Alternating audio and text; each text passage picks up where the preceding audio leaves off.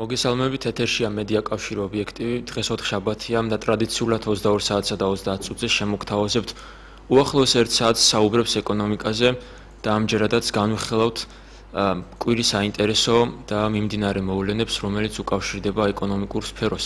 თუმცა შეუძლებელია დღეს ავუაროთ გვერდ ისეთ თემას, რომელიც უკავშირდება 4 წლის წინ დატრიალებული იმ ტრაგედიას, რომელიც საქართველოში რუსეთის აგრესიის შედეგად დაატყდა თავს. მრავალ მოსახლეობას ბუნებრივი ამან გამოიწვია სხვადასხვა უარყოფითი მოვლენები და მათ შორის საკმაოდ მძიმე ვითარება შეიქმნა ქვეყნის ეკონომიკური თვალსაზრისით და ამან ბევრი პროცესი შეაფერხა, ბევრი უარყოფითი ტენდენცია დროულად გამოავლინა, როგორც ზოგიერთი ექსპერტი მიიჩნევს და ადასტურებს და სწორედ ამ თემაზე საუბრით დავიწყებ დღეს ჩემს სტუმართან საუბარს.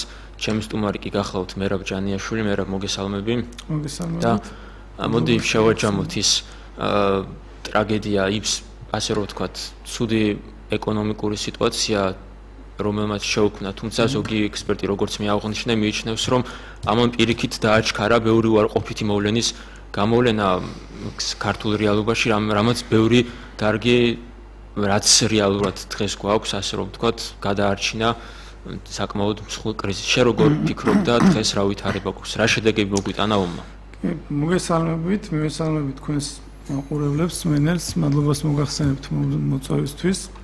რაც შეეხება ომს და მის გავლენას ჩვენს ეკონომიკაზე, რა თქმა უნდა, როგორც წესი ომი, როდესაც ქვეყანაში ხდება, ან ქვეყანა ომს აწარმოებს, ეს ასე ვთქვათ, ძალიან მძიმედ აისახება მის ეკონომიკაზე, იმიტომ რომ საკმაოდ დიდ ხარჯებს მოითხოვს ეს, მით უმეტეს, როდესაც 2008 წელს საომარი მოქმედებები ჩვენი ქვეყნის ტერიტორიაზე ხდებოდა და თუ გახსოვთ, როდესაც ვთქვათ, რუსებმა გორი დაიკავეს, ქვეყანას ფაქტობრივად ორ ნაწილად იყო გაწყვეტილი და შესაბამისად ეკონომიკური, ასე ვთქვათ, პროცესები გაჩერებული იყო ერთისთვის მანძილზე. ამას გარდა, ომმა გარდა იმისა, რომ ვთქვათ, რაღაც ინფრასტრუქტურული ზარალი მოგვაყენა, ისეთი ზარალი მოგვაყენა, რომელსაც ასე ვთქვათ, თანხობრივად დაითვლი და შეაფასებ, რა თქმა უნდა, მორალური ზარალიც და ადამიანური რესურსის ზარალიც. ამას გარდა, ომმა ძალიან სერიოზული ზეგავლენა მოახდინა მომავალ პერსპექტივებზე, როგორც ვთქვათ, ინვესტორებისთვის, რომლებმაც დაინახეს, რომ ქვეყანა, რომელიც ვთქვათ, ბოლო 20 წლის მანძილზე უკვე მე-4 ომი გადაიტანა, 22 წლის მანძილზე, ნამდვილად არ არის ინვესტორებისთვის ძალიან, ასე ვთქვათ, მიზიდველი და ეს ქვეყნის სტაბილურობაზე ძალიან ცუდად აისახა, რა თქმა უნდა. და დარწმუნებული ვარ, ბევრი ინვესტორი ალბათ თავსაც შეიკავებდა ამ შემდეგ საქართველოში ინვესტირებისგან და თუ გადავალებ თვალს 2007-ში საკმაოდ ასე ვთქვათ, ყველაზე დიდი რაოდენობა ინვესტიციების რეკორდული ჩვენ ისტორიაში 2007 წელს შემოვიდა, 2008 წლის პირველ ნახევარში ყველაფერი კარგად მიდიოდა, მაგრამ ომის შემდეგ 2009-10-11 წლები და შეგვიძლია ვთქვათ, რომ 12-იც უკვე ინვესტიციების თვალსაზრისით ჩავარდნილია, იმიტომ რომ მილიარდი ინვესტიციაც ვერ მოვიზიდეთ ბოლო 3 წელიწადში, როდესაც 2007 წელს 2 მილიარდს გადააჭარბა ინვესტიციების რაოდენობა. ანუ ეს პირდაპირ მიანიშნებს იმაზე, რომ ქვეყანა, ასე ვთქვათ, არასტაბილურ გარემოთ მიიჩნევა საქართველოში არსებული ეკონომიკური და პოლიტიკური გარემო, შესაბამისად დიდად არ ინტერესდებიან ინვესტორები გრძელვადიანი ასე ვთქვათ, პროექტების განხორციელებისთვის. მაგრამ ამასთან ერთად არის მეორე მხარეც, ომის, ასე ვთქვათ, როდესაც ომამდე ქვეყანაში ძალიან სერიოზული პრობლემები არსებობდა და უკვე მზადდებოდა კრიზისი, ასე ვთქვათ, წავდებოდა განსაკუთრებით საბანკო სფეროში. საბანკო სფეროს უკვე ჰქონდა პრობლემები. მე კარგად მახსოვს, რომ მაისში უკვე დაიწყეს ბანკებმა კრედიტებზე საპროცენტო განაკვეთების გაზრდა, თან ერთბაშად და საკმაოდ, ასე ვთქვათ, დიდი მოცულობით, იმიტომ რომ ბანკებს სერიოზული პრობლემები ექნებოდა და ბანკებზე იყო და დღესაც რეალურად თითქმის ეს ასეა, რომ ჩამოკიდებული ჩვენი ეკონომიკა და ასე ვთქვათ, სერიოზული ეკონომიკური კრიზისის წინა შევიდექით. ამას ემატება ისიც, რომ 2008 წელს მსოფლიო ფინანსური კრიზისი დაიწყო, შესაბამისად ეკონომიკურად 2008 წლის ბოლო ჩვენთვის არც, ასე ვთქვათ, ომის გარეშეც არ იქნებოდა მსუბუქი და პირიქით ომმა ის მოახდინა, რომ ჩვენ ქვეყანას დახმარების სახით გამოუყვეს 4,5 მილიარდი დოლარი ჩვენმა ასე ვთქვათ მეგობარმა ქვეყნებმა, რამაც ძალიან სერიოზული ასე ვთქვათ როლი შეასრულა იმაში, რომ საქართველოს ეკონომიკური კრიზისი ძალიან მწვავედ არ შეიგრძნო 8, 9, 10 და 11 წლებში ჯერ კიდე იყენებენ თუ არ ვწდები ამ 4.5 მილიარდი. ეგ მოკლევადიან პერიოდში, თუმცა ეს ხათაღი რა თქმა უნდა, ჩვენი საგარეო ვალის მოცულობა რადიკალურად გაიზარდა ამ წლებში, იმიტომ რომ ამ თანხიდან 2.9 მილიარდი იყო სესხი, მაგრამ ნუ ჯობდა სესხი აგვეღო 2.9 მილიარდი და 2 მილიარდი ასე ვთქვათ გრანტის სახით, ვიდრე იმაზე რთული პრობლემების წინაშე აღმოჩნდებით, ვიდრე ვიყავით, იმიტომ რომ თუ გადავხედავთ ბიუჯეტის ასე ვთქვათ შემოსავლების წილს, საგარეო ვალის და გრანტების წილი 20% და 25%-ზე ავდიოდა 2009-2010 წლებში. ნუ წარმოვიდგინოთ 25%-ით რომ შევამციროთ, ან 20%-ით ჩვენ ბიუჯეტი 2009 წელს რომ შეგვემცირებინა, ეს გამოიწვევდა იმას, რომ შემცირდებოდა ხელფასები სახელმწიფო ორგანოებში დასაქმებული ადამიანების, შეიძლება პენსიების გაცემის პრობლემა ყოფილიყო და ასე შემდეგ. ძალიან ბევრი, თუნდაც სოციალურ პროექტზე ხელისუფლებას მოუწევდა უარი ეთქვა. მაგრამ თუნდაც ის თანხა, რომელიც ჩვენ მოგვცა და როგორც ბევრი ეკონომისტი მიიჩნევს, ეკონომიკის ექსპერტი, რომ გადაარჩინა საქართველოს ეკონომიკა სრულ კრახს, არ იქნა ისე გამოყენებული, რომელიც ჩვენ მნიშვნელოვან, ასე ვთქვათ, დადებით შედეგს მოგცემდა შემდეგ მომავალში. ანუ ხელისუფლებამ რა გააკეთა? აიღო ეს ვალი პირდაპირ და მიმართა, ასე ვთქვათ, სოციალური ხარჯების დაფინანსებისთვის. მაგალითად, ვალი აიღო და პენსიები დაარიქა. ანუ რომელსაც ინფრასტრუქტურული პროექტებზე ინფრასტრუქტურული პროექტები აშენა, რომელსაც ეფექტი აქვს ძალიან, ასე ვთქვათ, დიდი ხნის შემდეგ მოაქვს ეფექტი. ანუ ძალიან დიდი დრო ჭირდება იმას, რომ თქვა გზამ ეფექტი მოიტანოს და მით უმეტეს ჩვენთან ისეთი დონის გზები შენდება, რომ იმდენ ხანს ვერ ცდილებენ, რომ მისგან ასე ვთქვათ უკუგება მივიღოთ ჩვენ. და მეორეა კიდევ გზას რო აშენებ, პლუს ისეთი რეფორმები უნდა მოვაყოლო, რომ გზამ შედეგი გამოიღოს. წინააღმდეგ შემთხვევაში გზა გზად დარჩება და დარჩება უბრალოდ. მხოლოდ. რა თქმა უნდა. ანუ ხელისუფლებამ ორიენტირი გააკეთა სოციალურ, ასე ვთქვათ, ხარჯების გასტუმრებაზე, მიმდინარე სოციალური ხარჯების გასტუმრებაზე, რაც ნუ ისეთივე სიტუაციაა, რომ მე რო ახლა წავიდე თქვათ ბანკში კრედიტი ავიღო და არ ვიცი, მიმდინარე ხარჯები დავფარო, საჭმელი ვიყიდო, ასე შემდეგ, ტანსაცმელი ჩავიცვა, ასე შემდეგ. როდესაც მოვა ამ კრედიტის გადახდის ვადა, ხო? რა თქმა უნდა, მე პრობლემები შემექმნება, იმიტომ რომ ეს ფული არ ჩავდე, ასე ვთქვათ, ისეთ სფეროში, რომელიც შემდეგ უკუგებას მომცემდა და ამ პროცენტსაც გადავიხდიდი და ძირსაც დავფარავდი ამ კრედიტისას. მოგეხსენებათ, 2013 წლიდან იწყება ასე ვთქვათ, ის პერიოდი, როდესაც საქართველოს საკმაოდ დიდი რაოდენობის სესხის გადახდა უწევს უკვე ყოველწლიურად. ამიტომ, არ ვიცი, ძალიან მეეჭვება ხელისუფლება, ვინც იქნება 2013 წელს, როგორ შეძლებს ამ პრობლემების გამკლავებას, იმიტომ რომ თუნდაც თუ ეს ხელისუფლება არ იქნება, ძალიან ცუდ, ასე ვთქვათ, სიტუაციას მდგომარეობას უტყუებს საგარეო ვალის თვალსაზრისით მომავალს, ხოლო თუ იგივე ხელისუფლება დარჩა, მაშინ თავისთვისაც ძალიან ცუდი, ასე ვთქვათ, მომავალი შეუქმნა.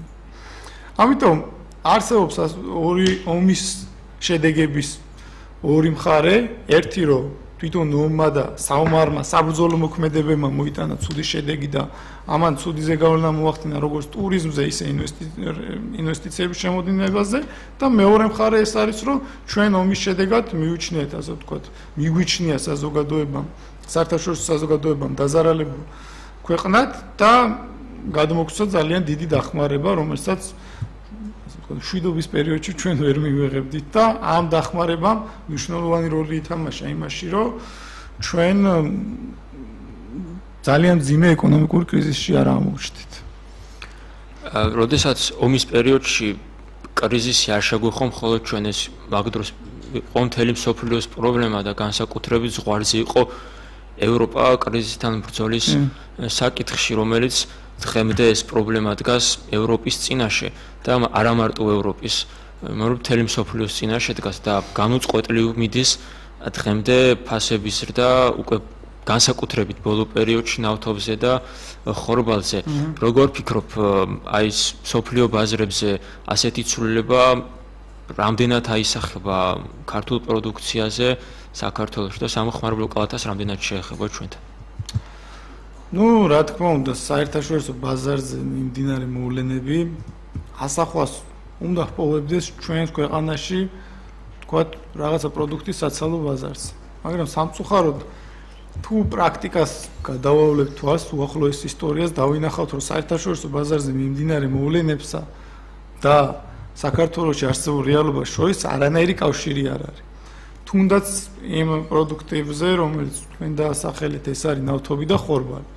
ძალიან საინტერესო ტენდენციები ფიქსირდება, თუ შეადარებთ როგორ იცვლება, თქვათ, საერთაშორისო ბირჟებზე ნავთობის ფასი და როგორ იცვლება საქართველოში ნავთობის ფასი. თუნდაც ძალიან მარტივი მაგალითი რო ავიღოთ, 2008 წლის აგვისტოში საერთაშორისო ბირჟაზე ნავთობის ფასმა პიკს მიაღწია, ანუ თავის ისტორიული მაქსიმუმი იყო, როდესაც 151 დოლარზე ავიდა 2 დღით.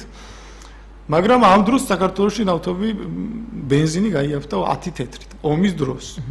ანუ ეს იყო სუფთა პოლიტიკური გადაწყვეტილება, თავრობის დავალებით გაიაფეს ბენზინი, რომ თქვათ რაღაცა სოციალური ბუნტი არ გამოეწვიათ ომის შედეგად, ასე ვთქვათ, დაზარალებულ მოსახლეობაში. შემდეგ, როდესაც ამ ნავთობის ფასმა კლება დაიწყო და საქართველოში, ასე ვთქვათ, ჩვენ ეს ომის შედეგად გამოწვეული გარკვეული პირველი შოკი გადავიტანეთ. შემდეგ ნავთობი იმპორტიორ კომპანიებმა ისევ გაზარდეს ფასი. მაგრამ საერთაშორისო ბირჟაზე ნავთობის ფასი ეცემოდა.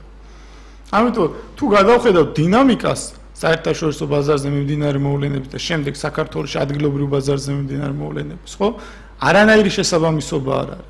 ანუ რა ძალიან ბევრია შემთხვევები იქ იზრდება ჩვენთან ეცემა, ეს არის ძალიან იშვიათი შემთხვევები, როდესაც ან თქვათ წინა საარჩევნოთ, ან თქვათ ომის შემდეგ, როდესაც პოლიტიკურ გადაწყვეტილებას იღებს ხელისუფლება და თუ სხვა სიტუაცია, ანუ ხელისუფლებას არ ჭირდება ამის მოთოკვა ამ ფასის შესაბამისად, მაშინ ფასი ეცემა საერთაშორისო ბაზარზე თუ იზრდება, ჩვენთან მაინც იზრდება ნავთობის ფასი. თუნდაც წელს მიაღწია საქართველოში საცალო ბაზარზე ნავთობის ფასმა ისტორიულ მაქსიმუმს საქართველოს რეალობაში, მაგრამ ნავთობის ფასმა საერთაშორისო ბირჟებზე 100-110 დოლარის ფარგლებში მერყეობდა მთელი წლის მანძილზე. ანუ დაახლოებით 30%-ით არის გაიაფებული ისტორიულ მაქსიმუმთან შედარებით ნავთობის ფასი საერთაშორისო ბირჟაზე და ჩვენთან რეკორდულ ფასს ახლა მიაღწია წელს. ანუ თუ გახსოვთ კიდე რამდენიმე თვის წინ 5 თეთრით გააიაფეს თორტების სამჯერ ნავთობი იმპორტიორ კომპანიებმა რაღაც წინა საარჩევნო პერიოდში, მაგრამ დღეს ისე 5 თეთრით გაზარდეს.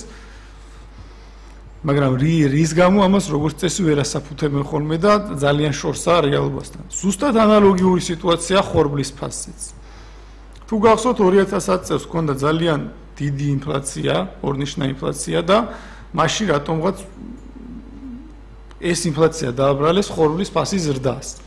თუმცა საერთაშორისო ბირჟაზე მიმდინარე მოვლენებმა საქართველოში ინფლაცია გამოიწვია და ყველა ამას აბრალებდა სახელმწიფო სტრუქტურა, შესაბამისად სახელმწიფო, ასე ვთქვათ, ექსპერტებიც ამას იმეორებდნენ, რაც ჩემთვის გაუგებარი იყო, იმიტომ რომ თუ გადავხედავდით სტატისტიკას, დინამიკას, როგორი იყო საერთაშორისო ბაზარზე ნავთობის ფასის ცვლილება და საქართველოში ვთქვათ პურის გაძვირება. ანუ საქართველოში 3 თვით ადრე გაძვირდა პური და 3 თვით ადრე დაიწყო ინფლაცია, ვიდრე საერთაშორისო ბირჟაზე ხორბლის ფასის ზრდა დაიწყებოდა. შემდეგ იყო ამასთან ერთად 2010 წლამდე აპრილში იყო ძალიან სერიოზული კლება მსოფლიო ბაზარზე ხორბლის ფასის, რაც საქართველოში არ აისახა, პური არ გაიაფთა, არც ხორბალისა, არც ფქვილი არ გაიაფთა. ანუ თითქმის ანალოგიური სიტუაცია გვაქვს ხორბლის ბაზარზე საქართველოში, ფქვილის ბაზარზე, როგორც ნავთობპროდუქტების ბაზარზე. ანუ უბრალოდ იქ თუ 5 კომპანია ოპერირებს, აქ თუ არ ვცდები ცოტა მეტი ოპერირებს, მაგრამ იგივე სქემა მოქმედებს, ანუ ფასის დადგენა ხდება არა თქვათ სოფლიო ბაზრებზე მიმდინარე მოვლენების შედეგად, ან შიდა ბაზარზე არსებული კონკურენციის შედეგად. არამედ ამ ბაზარზე მოქმედი რამდენიმე კომპანიის მიერ, ან თუ უფრო უარეს შემთხვევაში ხელისუფლების დაკვეთით. რომელსაც საკმაოდ მჭიდრო ურთიერთობა აქვს როგორც წესი ამ ფირმებთან და არ უჭირს ხოლმე მათთვის ასე ვთქვათ გარკვეული ფასების შეთავაზება. სარეკომენდაციო ფასების მიცემა. ანუ მე მაინც ვფიქრობ, რომ არ მგონია არჩევნებამდე საქმიანობად აისახოს ქართულ ბაზარზე ნავთობისა და ხორბლის ფასი ისევ მეც ესე ვფიქრობ, იმიტომ რომ არჩევნებამდე მაქსიმალურად მოერდება ხელისუფლება როგორც ფასების ზრდას, ისე ეროვნული ვალუტის მერყეობას, ასევე ვთქვათ ინფლაციის დაბალ დონეზე შენარჩუნებას. ახლა არიან ყველაზე კეთილები ჩვენი ხელისუფლება და ოპოზიციაც. ანუ მოსახლეობა მაქსიმალურად უნდა მოასწროს ამ თვენახევარში მიიღოს სარგებელი. თორე შემდეგ ისე 4 წელი მოუწევთ ცდა. მოდი ისე დაუბრუნდე მე კრიზისებს, რომელიც ისეც დავიწყეთ საუბარი და ერთ-ერთი ევროპელი ეკონომისტი პროფესორი ნუროლ რუბინი ამტკიცებს, რომ უახლოეს 6 თვეში სავარაუდოდ ჩამოიშლება ანუ წინასწარმეტყველებს ევროზონის დაშლას. შენ როგორ ფიქრობ, როგორ პროგნოზირებ ევროზონის ბედს და ზოგადად ევროვალუტის? ხო, ნუ რაც შეეხება ევროზონას და ევროვალუტას ცოტა მძიმე საკითხია და თან ძალიან ძნელი და როგორც წესი ხოლმე მასთან დაკავშირებთ, ასე ვთქვათ, ძალიან ფართო საკითხებზე ეკონომისტები მოსაზრებას რო გამოთქვა ხოლმე, როგორც წესი შეცდომებს უშვებენ, ძალიან იშვიათად რომ ასე ვთქვათ სწორი დასკვნა გააკეთონ. მე უფრო ვფიქრობ, რომ მე ნამდვილად არ მოველი იმას, რომ ევროკავშირი 6 თვეში დაიშლება და თუნდაც ევროს კრახი მოხდება. ევროზონა. თუნდაც ევროზონა. ევროზონაც არ დაიშლება 6 თვეში, იმიტომ რომ ძალიან ძლიერი ქვეყნები ჯერ კიდე არიან ევროპაში, თუნდაც გერმანია, საფრანგეთი, რომელთაც კრიზისი კი, მაგრამ მეორეა გერმანიას რამდენად უღირს საბერძნეთი და ან თქვათ ესპანეთის ეკონომიკების შენახვა, ამას წინათ გამოკითხვა ჩატარდა გერმანიაში და 51% ემხრობა, რომ გერმანია გამოიყოს ევროზონას და დაუბრუნდეს ძველ მარკას. კი, რა თქმა უნდა, იმიტომ რომ წამყვანი ქვეყანაა ევროკავშირში. მაგრამ ანუ ეს მარტო ის არ არის, რა ვქვია, რაღაც ეკონომიკური გადაწყვეტილება არ იქნება, ეს ძალიან სერიოზული პოლიტიკური გადაწყვეტილებაც იქნება. ანუ ევროკავშირი არის ჩემი აზრით რაღაცა მომავლის კავშირის ერთ-ერთი ჩანასახი, რაც მომავალში შეიძლება სოფლიო რაღაცა მსგავსი ტიპით განვიხილოთ, იმიტომ რომ არის გაერთიანება, რომელსაც ძალიან კარგი ურთიერთობა აქვს ჩი ქვეყნებს ერთმანეთთან. უფასო ასე ვთქვათ 0%-იანი დაბეგრვა და ერთიანი საგარეო პოლიტიკა აქვს, სავალუტო პოლიტიკა აქვს ერთიანი, რაზეც ანუ სავალუტო პოლიტიკაზე როდესაც უმეტესად ქვეყნებმა თქვეს უარი, შესაბამისად ახლა დადგა იმის საჭიროება, რომ ფისკალურ პოლიტიკაზეც, დამოუკიდებელ ფისკალურ პოლიტიკაზეც ქვეყნებმა თქვან უარი. და როგორც წესი, თუნდაც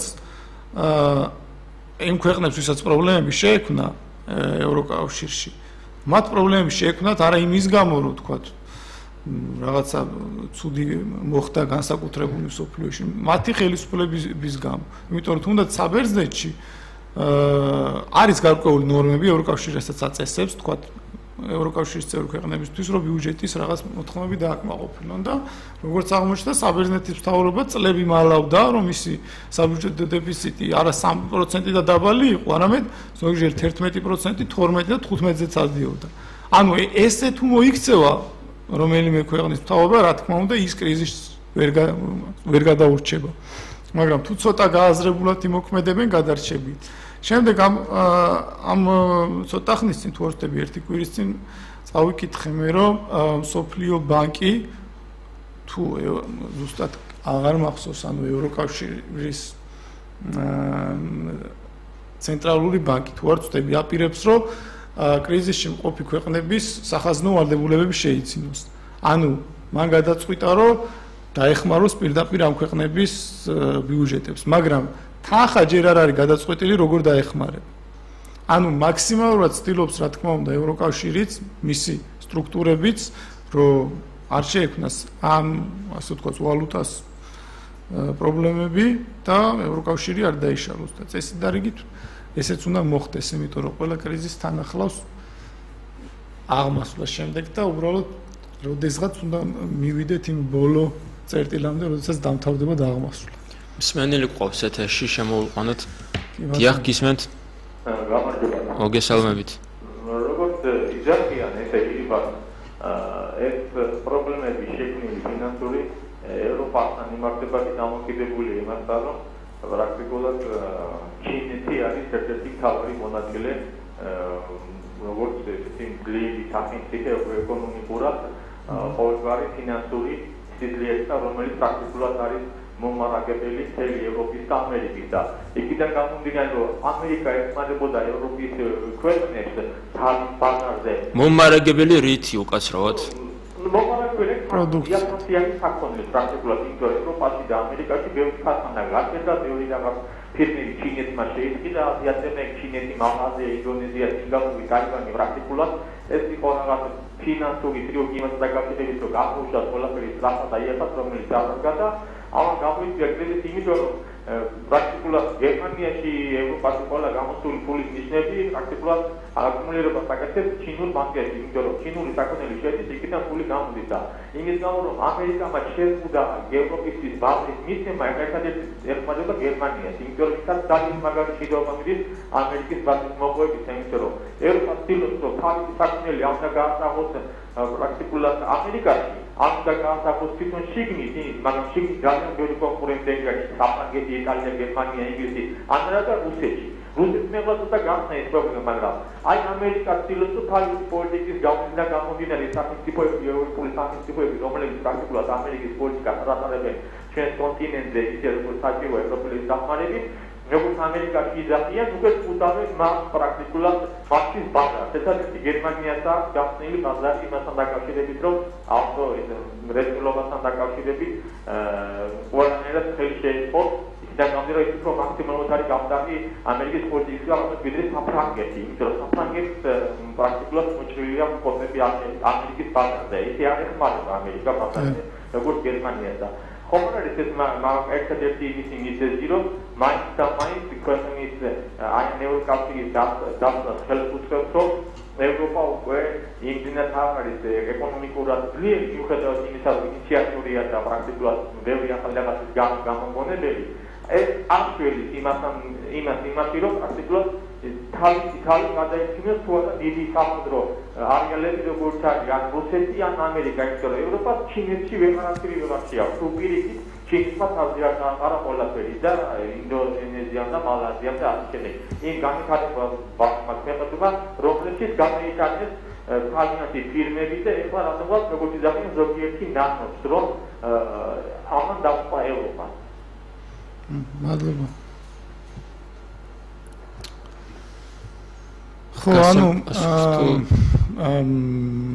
ესეთი იმას ვეთანხმები, რომ ამერიკა ზღუდავს ევროპულ ქვეყნებს თავის ბაზარზე შესვლის და თუ გახსოვთ ჩვენ პრეზიდენტი სიამაყით აცხადებდა რამდენიმე თვის წინ, რომ აი ამერიკამ ჩინური პროდუქცია შეზღუდვა და მოთხოვნა დაუწესა, რომ ამერიკაში წარმოებულიყო ჩინური პროდუქცია და ევროპამ კიდე ხარისხზე დაუწესა კონტროლი სიმკაცრე და ამიტომ მოხდა მის შეზღუდვა. ანუ ეს რო დავამთავრო, ჩვენ პრეზიდენტი რომ ამაყობდა, რომ აი ამერიკა ჩვენ გვიფორმებს, რომ თავისუფალი ვაჭრობის შესახებ ხელშეკრულებას და ბევრ ძლიერ ევროპულ ქვეყანას ამას არ უფორმებს და ამით ამაყობდა. ეს საამაყო კი არ არის, ეს იმას კი არ ნიშნავს, რომ ამერიკა ჩვენ უფრო მეტ პატივს ცემს ვიდრე ევროპულ ქვეყნებს. ამერიკა იმიტომ არ უფორმებს თავისუფალ სავაჭრო ხელშეკრულებას, მათ ეშინია, ისინი ძლიერი ეკონომიკები არიან. მათ რაღაც აქვთ, რომ ექსპორტზე გაიტანონ ამერიკაში, ანუ შესაბამისად ამერიკიდან ფული წამოიღონ, ხო? ჩვენ არაფერი არ გვაქვს, რომ ამერიკაში ექსპორტზე გავიტანოთ. ჩვენ რომ თავისუფალი ვაჭრობის ხელშეკრულებას გავიფორმებს, ხო? ჩვენი ასე ვთქვათ, სარგებელი იქიდან იქნება მინიმალური. თუნდაც იმის გათვალისწინებით, რა დაშორება, რა მანძილია ჩვენსა და ამერიკას შორის, ხო? რომელი პროდუქცია უნდა წავიდეს ამ მანძილზე და შემდეგ მოიგოს, ასე ვთქვათ, ჩვენმა მეწარმე. ანუ ეს ხელშეკრულება გაფორმდება, მაგრამ შედეგი იქნება მინიმალური. ჩვენთვის ასე ვთქვათ, ყველაზე დიდი კარგი იქნება ევროკავშირთან თავისუფალი ვაჭრობა. რაც შეეხება ჩინეთს, ჩინეთი ეკონომისტების დათვლით 50 წელიწადში ეს სახელმწიფო უნდა იყოს. მან უნდა გადაასწროს ამერიკასაც გერმანიასაც თუ განაგრძობს იმ ტემპებით განვითარებას, როგორც მის. თუ განაგრძობს იმ ტემპებით განვითარება, თუ დააკვირდით კრიზისის დროს მარტო ჩინეთის ეკონომიკა იზრდებოდა. და ყველაზე მაღალი ზრდა მას ჰქონდა კრიზისის დროს. მინიმუმი რაზეც ჩამოვიდა ჩინეთის ეკონომიკის ზრდა იყო 6%, როცა ევროპული ქვეყნები, ასე ვთქვათ, ეკონომიკები მცირდებოდა და თუნდაც ამერიკის ხო რეცესია იყო. ამ ასე ვთქვათ, ევროკავშირში არსებული კრიზისის პერიოდში ჩინეთი უკვე დიდი ხანია თავაზობს ევროკავშირს ძალიან დიდი რაოდენობის სესხს. მაგრამ ევროკავშირი პრინციპულად უარს აცხადებს ამ სესხის აღებას. ანუ მას არ უნდა რომ ეგ ჩინეთზე დამოკიდებული გახდეს თუნდაც რაღაცა თანხით. და ყველანაირად ცდილობენ ევროპული ქვეყნები რომ თქვათ ჩინურ კაპიტალზე უარი თქვან. თუნდაც თქვათ პროდუქციაზეც. ამიტომ ევროპას ურჩევნია უფრო გაიჭიროს და ცოტა გვიან გამოვიდეს კრიზისიდან, ვიდრე ჩინეთი მოაძლიეროს და ჩინეთის მიმართ ასე ვთქვათ რაღაც ფინანსური ვალდებულებები აიღო. იმიტომ რომ ევროკავშირი ჯერ კიდევ თulis რომ ჩინეთი არ არის ვთქვათ სტაბილური ქვეყანა და შესაბამისად იმ ქვეყანაში არსებული პოლიტიკური გარემოდან გამომდინარე. და რაც შეეხება სხვა აზიურ სახელმწიფოებს, იგივე ჰონკონგი, ტაილანდი, ესენი ძალიან სწრაფად განვითარდნენ და ისინი ასე ვთქვათ დიდ ზეგავლენას ვერ ახდენენ სოფლიო ეკონომიკაზე, მაგრამ ისეთი ქვეყნები როგორც ჩინეთი, ბრაზილია ერთ დროს განვითარებად ქვეყნებად ითვლებოდნენ და თუნდაც რუსეთი დღეისათვის უკვე მნიშვნელოვან ასე ვთქვათ ამინც ქმნიან სოფლიო ეკონომიკაში. კი მათი ბაზრების მოცულობიდან გამომდინარე. მათი ბაზრების მოცულობა და მათი წარმოებული პროდუქციიდან გამომდინარე ერთ-ერთი წამყვანი ადგილი უკავიათ სოფლიოში ექსპორტის თვალსაზრისით.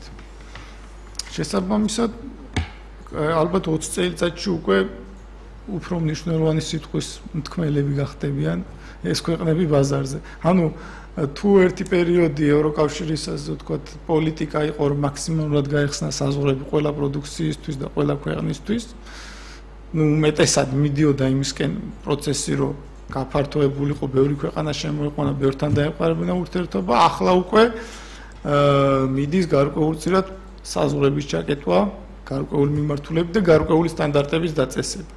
თუნდაც საქართველოსთვის რომელსაც უნდა რომ ეს ხელშეკრულება გააფორმოს, მაგრამ ჩვენ ამ ხელშეკრულების გაფორმების წინაპირობადაც მოგეხსენებათ გარკვეული მოთხოვნების შესრულებას გვიწესებს და გარკვეული სტანდარტების დაკმაყოფილებას გვიწესებს, რაც ჩვენ ქვეყნისთვის ჯერჯერობით მიუღწეველია.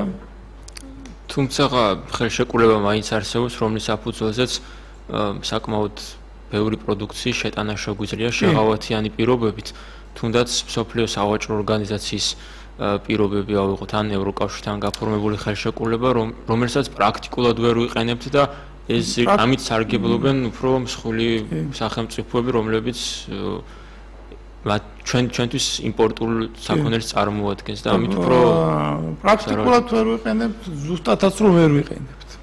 მე როგორც ვიცი 1%-საც ვერ ვითვისებთ ამ ჩამონათვალი პროდუქციიდან.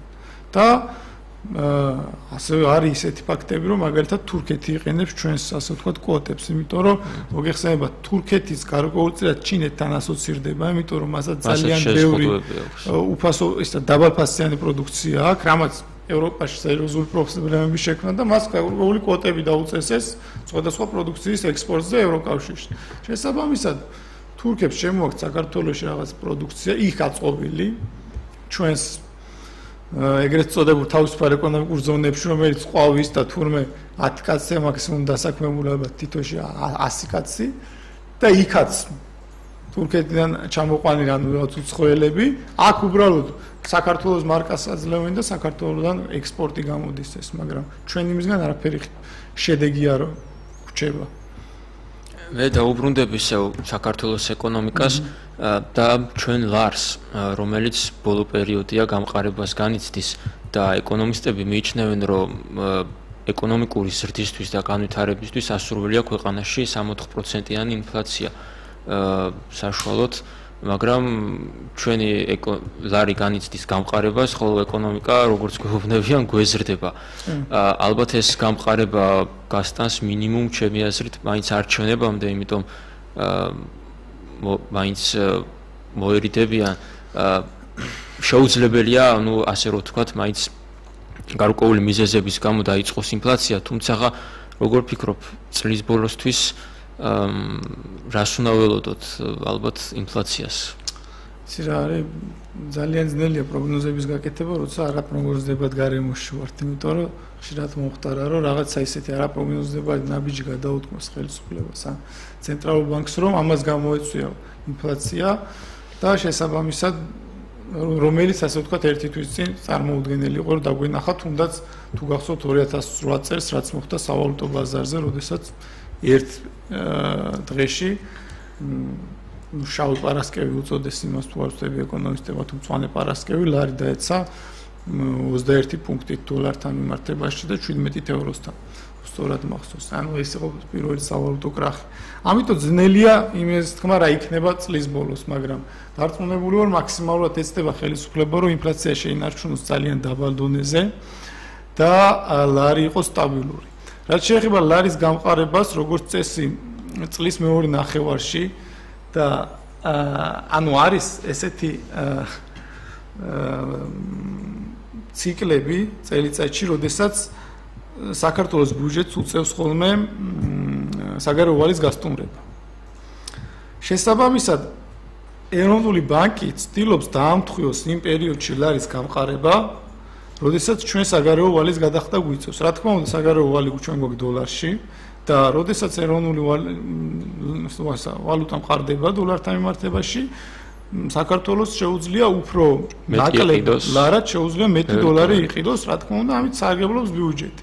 მაგრამ ამით სარგებლობს იმპორტიორი კომპანია, რომელსაც სტიმულია ეს იმპორტის, როდესაც ეროვნული ვალუტა მყარდება და ჩვენთან მოგეხსენებათ, რომ იმპორტი-ექსპორტის თანაფარდობა ძალიან უარყოფითია და იმპორტის ხელშეწყობა კიდე რამდენად გვინდა ეს კიდევ საკითხავია და ამით ზარალდება ექსპორტი.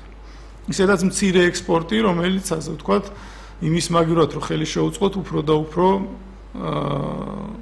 ცუდ პირობებს უქმნით, თუნდაც მაკროეკონომიკური თვალსაზრისით, როგორც არის ლარის კურსი და მისი სტაბილურობა.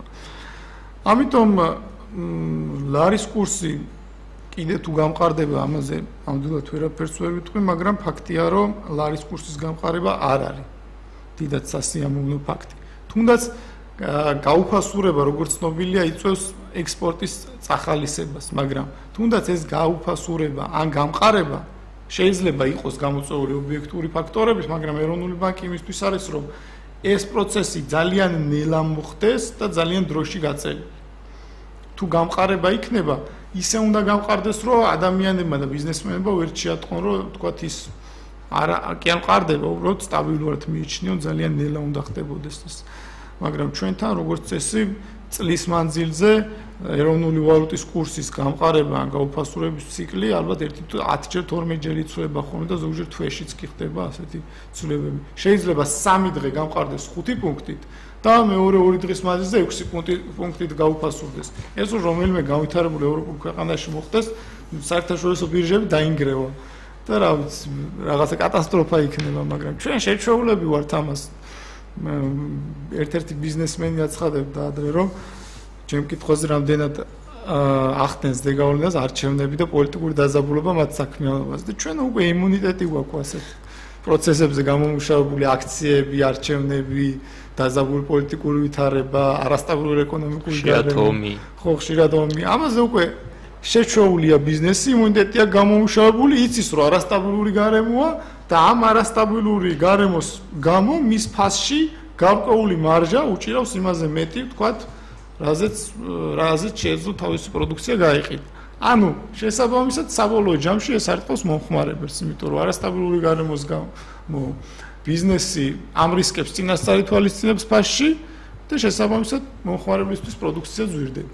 თუნდაც ავიღოთ საბანკო სექტორი, რომელიც სულ იმას იძახის, რომ ქვეყანაში მაღალი რისკებია და ამიტომ მაქვს ძალიან მაღალი საკრედიტებზე საპროცენტო განაკვეთი. ორი გიმსმენელი ყავს ეთერში, გისმენთ? გამარჯობა, შეიძლება გამარჯობათ. დიახ, გისმენთ? მისმენთ? გისმენთ? დიახ, გისმენთ. ლარის კურსზე და მეორე შეკითხვა მაქვს კიდე განასახადებს. გისმენთ? ლარის კურსის ცვალებადობა საქართველოში არის სულთა ძარცვა ჩემი აზრით. აი ესე იგი უცბად ერთ დღეში რომ ლარის კურსი შეცვლიან, ეს არის ყაჩაღობა, ნამდვილი ყაჩაღობა და ეხლა თქვენი ლაპარაკი იმაზე რომ ლარის კურსი უნდა ესე იგი დაბალი იყოს, ანუ უბრალოდ მოიმატოს დოლარის კურსმა და ლარის კურსი დაეცესო, ეს ექსპორტს შეუწყობსო, არ ამჯერა მე და რატო? იმიტომ რომ ჩვენ არა გვაქვს ეკონომიკა, ეკონომიკა არა გვაქვს, ჩვენი ეკონომიკის ექსპორტზე არ გადის და ლარის კურსი როგორ შეუწყობს ამას? ჩვენ რომ ეკონომიკა გქონდეს, უშუალოდ ამას შეიძლება რაღაც გავლენა გქონდეს, მაგრამ არაფერი ეკონომიკა არ გაქვს, მთლიანად იმპორტზე ვარ დამოკიდებული და მარტო ის ლარის კურსი ვერაფერს ვერ უშველეს, ექსპორტს ვერ წაასახალის. ეხლა მე სხვა რამეც მინდა თქვა, თქვენ გადასახადები საქართველოში მე მგონი არის ძალიან ისა ყაჩაღური რა, აი ასარსად არ არის. გარდა ეს თავისუფალი ზონებიც ასეთი მე მგონი, ესე იგი პროგრესული გადასახადი მაინტერესებს თქვენი აზრით, რატომ არ არის საქართველოში პროგრესული გადასახადი? მაგალითად ამერიკაში ხო არის პროგრესული გადასახადი? კი არის. ევროპაში ხო არის პროგრესული გადასახადი? ეს იმიტომ არის, რომ იქ ხალხი ალბათ თავის დონეზე დგას და აცნობიერებს, რომ პროგრესული ჯობია ხალხისთვის, ვიდრე ესეთი როგორც ჩვენთან არის რა.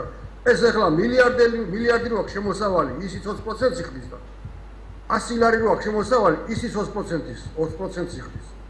ეს ხო არის უსამართლო. აი როგორ ფიქრობთ ამაზე თქვენ? მადლობა კითხვებისთვის.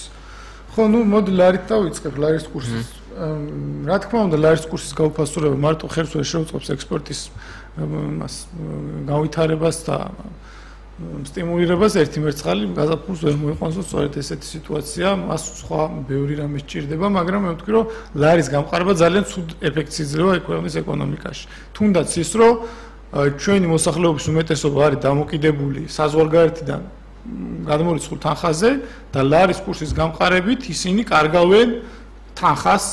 შესაბამისად, თუ როდესაც დოლარი იყო 1.70-ზე და ადამიანი იღებდა გადმორიცხული 100 დოლარზე 170 ლარს, როდესაც ჩამოვა 1.60-ზე, ეს ადამიანი აიღებს 160 ლარს. შესაბამისად, ის 10 ლარს დაკარგავს, ვერ გაიგებს რის გამო. და ეს რა თქმა უნდა ძალიან ცუდია თვითონ ეკონომიკისთვის. და საერთოდ ლარის სტაბილურობა, ეროვნული ვალუტის სტაბილურობა ერთ-ერთი უმთავრესია მაკროეკონომიკური სტაბილურობისთვის და ქვეყნის განვითარებისთვის, რა თქმა უნდა. რაც შეეხება გადასახადებს და პროგრესულ გადასახადებს, ნამდვილად ვერ გეტყვით, რატო არ არის ქვეყანაში პროგრესული გადასახადი, ეს უფრო ხელისუფლებას უნდა ვკითხოთ. მაგრამ მე მიმაჩნია, რომ უნდა იყოს. თუნდაც ძალიან კარგი ფაქტები მოიყვანეთ თქვენ, რომ ამერიკაში არსებობს პროგრესული გადასახადი, ძალიან ბევრ ევროპულ ქვეყანაში არსებობს პროგრესული გადასახადი და ის განცხადებები, რომ საქართველოში საშემოსავლო გადასახადი მსოფლიოში ერთ-ერთი დაბალი, არის აბსოლუტური ტყუილი. თუ პროცენტულად შევადარებთ, ხო? ბევრ ქვეყანასთან შედარებით მართლა დაბალია, მაგალითად საფრანგეთთან და სხვა ქვეყნებთან, მაგრამ ანუ ჩვენთან ყველაფერი იბეგრება 25%-ით, ყველა ხელფასი ერთნაირად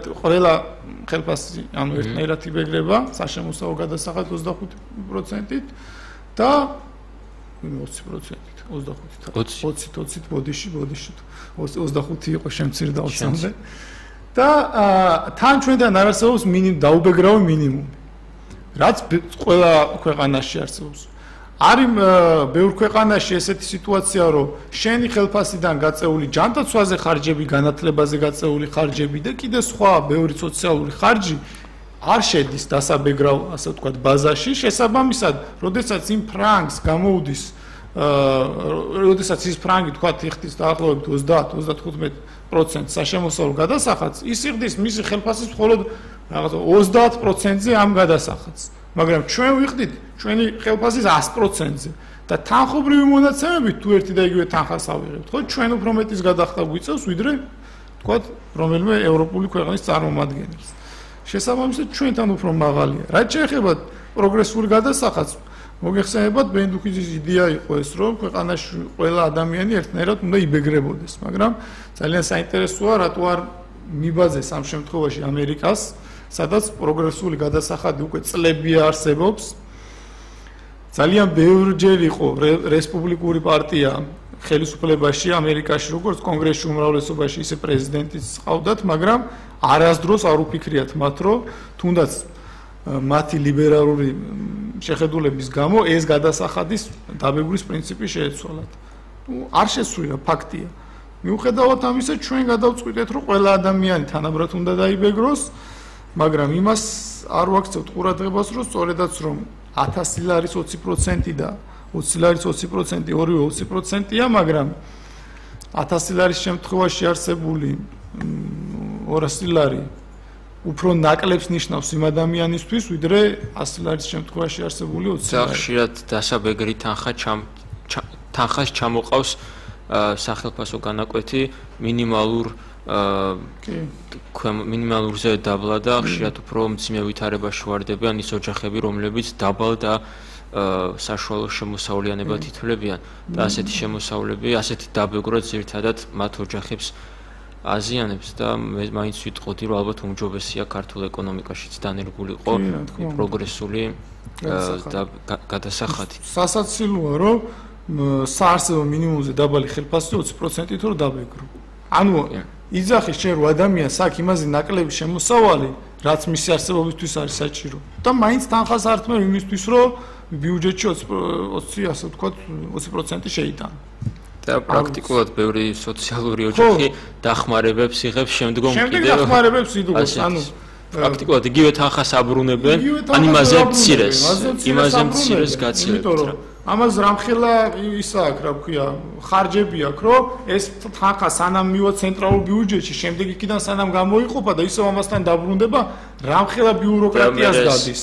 სოციალური დაუცველები კიდე რა კრიტერიუმებით ირჩევა, ეს კიდე ცალკე საკითხია, მაგრამ აქ იმხელა ბიუროკრატიას გადის, ამხელა ბიუროკრატიას ხო შენახვა უნდა არა და ისევ ამ ადამიანების გადასახადიდან არ ინახება? ანუ შენ რო 20%-ს გადაიხდი და შემდეგ ეს 20%-ის გადახდა სოციალურად დაუცველ ფენაში მოგახვედრებს, ხო? მერე იმ 20% იმ თანხისას, ასე ვთქვათ, 100 ლარისას 50 ლარს უკან დაგიბრუნებენ და გეტყვიან, რომ აი რა კარგი მთავრობაა, რომ მე შენ სოციალურ დახმარებას გიკეთებ და გეხმარებ. ეგეთი სიტუაციაა ჩვენთან სამწუხარო. მოდი რახან ჩვენ შევეხეთ სოციალურ თემებს, მეც განვაგრძობ სოციალურ თემებზე საუბარს. რამოდენიმე დღის წინ საკმაოდ მძიმე უბედურება დაატყდა კახეთის რეგიონს, სტიქიურ უბედურება მაქვს ხედულობაში, რომელმაც ძალიან დიდი ზიანი მიაყენა რეგიონს და პრაქტიკულად ქვეყანა აღმოაჩინა ძალიან ისედაც მძიმე ვითარებაში ყოფი ქვეყანა სურსათის თვალსაზრისით ისევ მძიმე ვითარებაში გაიზარდა სურსათზე ფასები მომენტალურად. კი, მომენტალურად რა თქმა უნდა, აი ასეთ დროს სახელმწიფოს როლი როგორი უნდა იყოს აი ამ კრიზისთან მიმართებაში. ну, რა თქმა უნდა, ჯობია რაღაცა პრობლემის შემდეგ გამოწვეულ შედეგებთან ბრძოლას. მანამდე ვიფიქროთ ამ პრობლემების, ასე ვთქვათ, შესაძლო გამოწვევაზე ხოლმე და ამის გარკვეული პრევენცია მოვახდინოთ, რაც სოფლიოში აპრობირებული პრაქტიკაა, რომ ხდება სოფლის მეურნეობის, ვთქვათ, მოსავლების დაზღვევა. სამწუხაროდ ჩვენ ქვეყანაში დაზღვევა ძალიან ცუდად არის განვითარებული, ძალიან დაბალ დონეზეა სადაზღვევო კულტურა და ხელისუფლება არც არაფერს აკეთებს იმისათვის, რომ ვთქვათ, ეს კულტურა ამაღლდეს.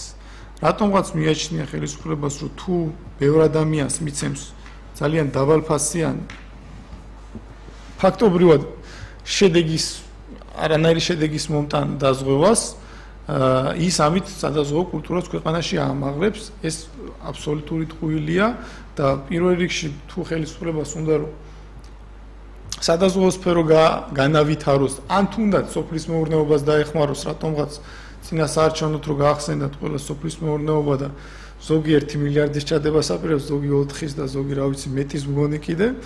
არ ვიცი ვინ რამდენს დაპირდება, მაგრამ ალბათ არც ერთი არ არის რამდენის ჩამდები. პირველ რიგში იმაზე უნდა იზრუნონ, რომ თუნდაც ხელისუფლებას იმაზე ეზრუნა, რომ ეს მოსავალი და ამ ადამიანის, ასე ვთქვათ, მეურნეობები დაზღვეული ყოფილიყო. ეს თუ მოხდებოდა და ამის ძალიან დაბალ ხარჯებში შეიძლება რომ გაეკეთებინა ეს ხელისუფლება, თუნდაც სადაზღვევო კომპანიებთან გარკვეული ხელშეკრულების დადებით, გარკვეული, ასე ვთქვათ, გლეხების სტიმულირების, გლეხებს ეს პრობლემა აღარ შეექმნებოდა და თუ მოხდებოდა ესეთი სტიქიური უბედურება, რაც რამდენიმე კვირის წინ მოხდა, სახელმწიფოს აღარ ექნებოდა, ასე ვთქვათ, მას სადარდებლად, რომ თვითონ უნდა გადაეხადა გარკვეული თანხა თავის ჭიბიდან. ნუ რადგან სამწუხაროდ ჩვენთან წინასწარ არ ზრუნავენ რაღაცა პრობლემების და კრიზისების პრევენციაზე და შემდეგ როდესაც წარმოიქმნება კრიზისი მეერე უცებ რაღაცა ესე ჩქარ-ჩქარა ხდება დღესდღეობით გავართ იმ რეალობის წინაშე რომ კახეთის მნიშვნელოვნად დაზარალდა და გარკვეული დახმარება მას სჭირდება სახელმწიფოს მხრიდან ნუ თუ გავისვალისწინებთ იმათ რომ წინასაარჩევნო პერიოდია ალბათ კიდევაც დაეხმარებიან გარკვეულ წილადაც ეხმარებიან მაგრამ ეს პერიოდი რო არ დამთხოვდა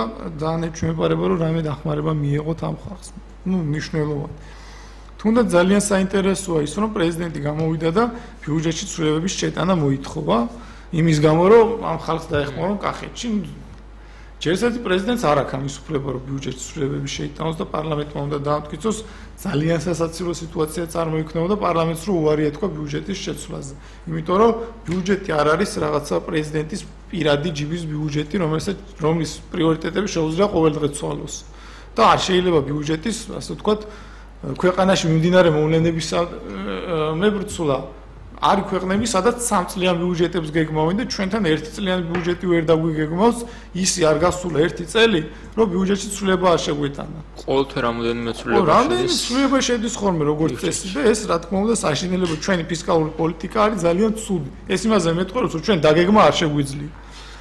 ნუ ეს ერთი რომ ბიუჯეტის შეცვლა შეიძლება. მეორეც რატო არ უნდა მოხდარიყო ბიუჯეტის შეცვლა?